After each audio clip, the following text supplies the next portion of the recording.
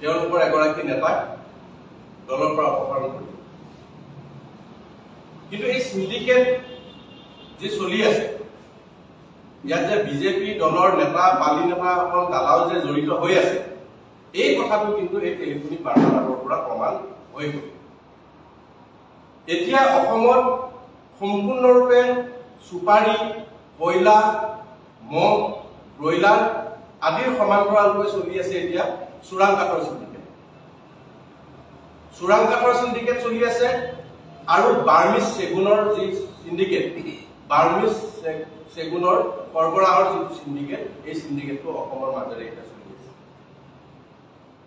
অসমৰ মাজেৰে মিজোৰামৰ পৰা বাৰ্মিজ চেগুন যি আহে, এই বাৰ্মিজ চেগুনৰ এটা সিন্ডিকেট চলি আছে আৰু অৰুণাচলৰ পৰা যিসমূহ কাঠ আহে, যিসমূহ আমাৰ অসমৰ বিভিন্ন জিলাত মানুহে ঘৰ বনাবৰ কাৰণে ব্যৱহাৰ কৰিবৰ কাৰণে কাঠ যে ব্যৱহাৰ কৰে, অৰুণাচলৰ পৰা যিসমূহ কাঠ আহে, এই কাঠক লৈ এটা সিন্ডিকেট চলি আছে।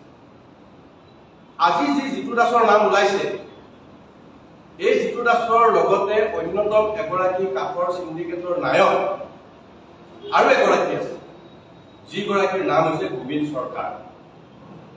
এই গোবিন্দ চৰকাৰ নামৰ এগৰাকী কাঠৰ যিগৰাকী সিন্ডিকেটৰ নায়ক, এই সিন্ডিকেটৰ নায়ক আৰু এতিয়া টেলিফোনিক বাৰ্তালাপৰ জৰিয়তে পোহৰলৈ যে আহিছে জিতু দাস, এই দুয়োগৰাকীৰ নেতৃত্বতে বৃহৎ এক কাঠৰ সিন্ডিকেট অসমত চলি আছে।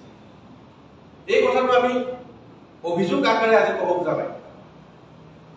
আমি জিতু দাস বা গোবিন্দ চৰকাৰৰ যিটো নাম কৈছো, জিতু দাসৰ কথাটো ইতিমধ্যে টেলিফোনিক বাৰ্তালাপত ওলাই গ'ল।